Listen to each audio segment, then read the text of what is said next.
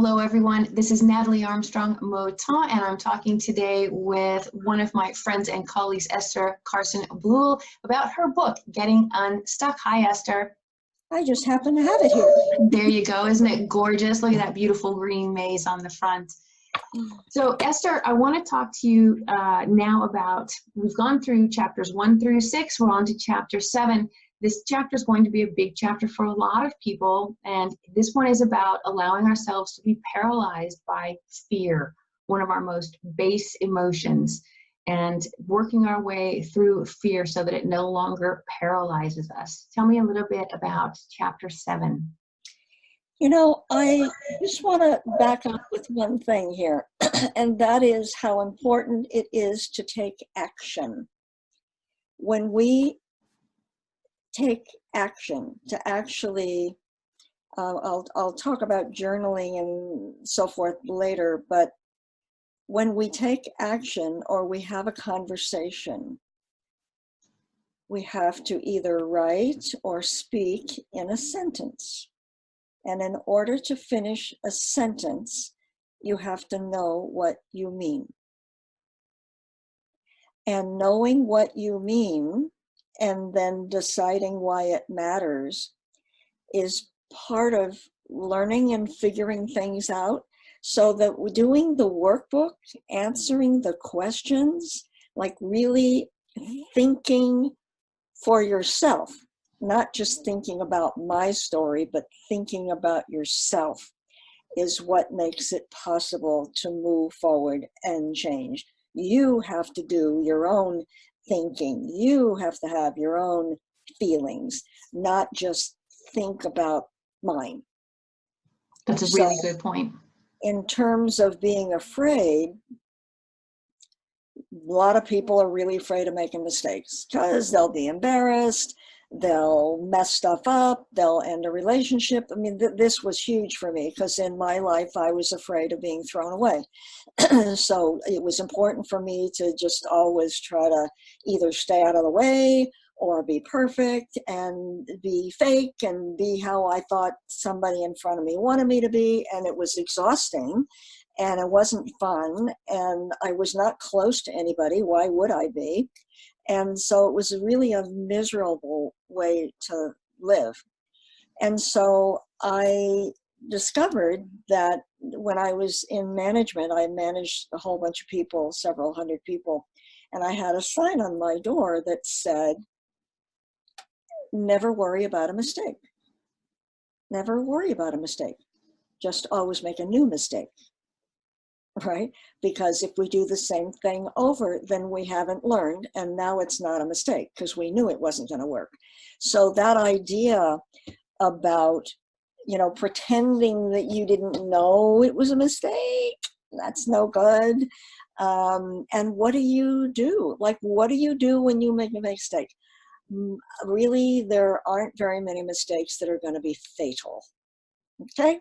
So the idea is to learn and to do it differently next time. So especially if it's physical and you're going to injure yourself, right? Like hot stove and all that stuff. But lots of other mistakes are very avoidable if one is honest with themselves and if we've decided to learn. And fear is one of those things that I found could be useful when it was kept in its proper place.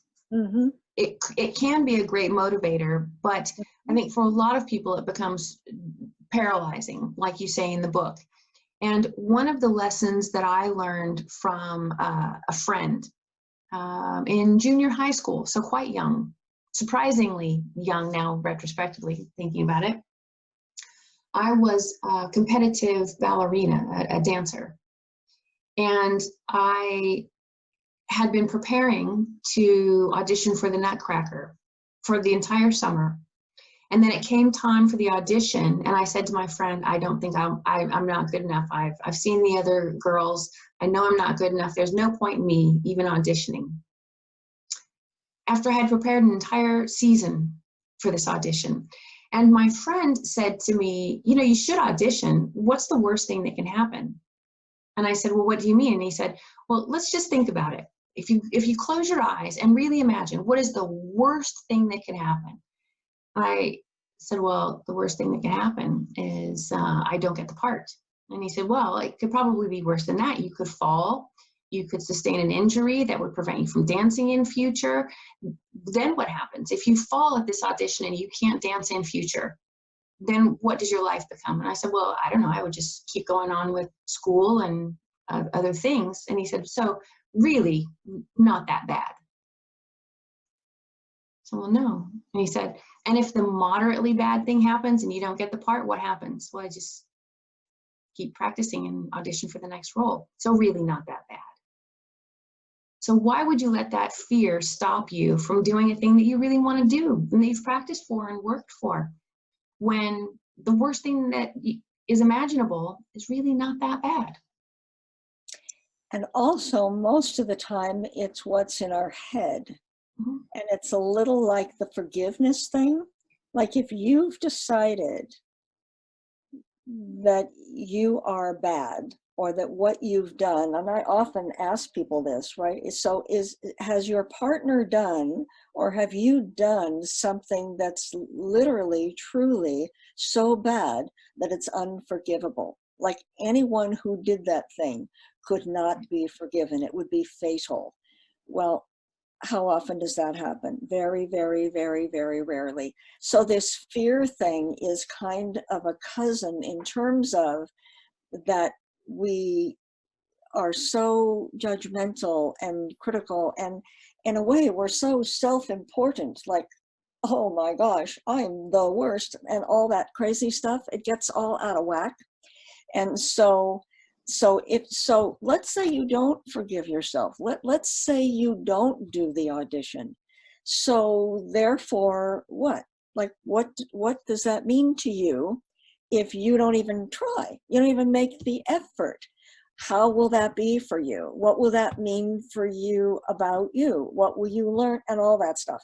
So being willing to tell the truth about what you really feel, mad, sad, glad, afraid, what you really think about yourself, what you would do if somebody else were doing the same thing, how judgmental and critical you are, and what's the payoff for that?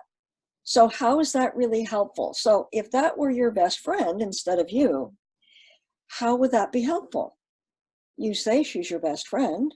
How would that be helpful? So having the perspective to walk around the situation and tell the truth and ask the questions, what does this mean? What's this about? And so forth, is a really important skill that helps us walk through the fear of doing or not doing a thing. And if it wasn't right the first time, do it differently the next and subsequent times. Make a new mistake. Yeah, I like that one, make a new mistake. That's my goal for tomorrow. I'm going to wake up tomorrow and make new mistakes. Yeah, well, and that you don't get to pretend that it's a mistake when you do the same thing over again. Because you knew it was a mistake. You didn't do it on purpose. And yet here you are doing that same behavior, pretending that you didn't know it wasn't going to work. That's right. Aren't you a funny girl? Right. That's right. There's no excuses. Esther doesn't allow for any excuses. All right, Esther. Anything else that you want to tell us about this particular chapter other than, read it, use the workbook, go through it, and if you have to go back into previous chapters and work your way back up to this one, that's fine.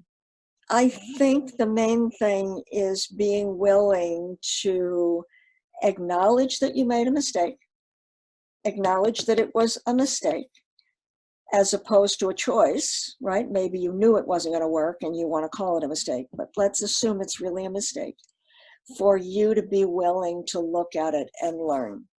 Like, what do I do when I screw up? What do I do when I actually make a mistake as opposed to a bad judgment? So that you really adopt a learning attitude. That's what's going to set you free, because you're never going to get away with no mistakes. It's like, just make new ones. That's right. That's right. And if you don't get this one, you know, everything else just is so much more difficult. Yeah, yeah. It really is. All right. Esther Okay. Carson Blue, thank you so much for your time. Look forward to chatting to you in future about chapter 8.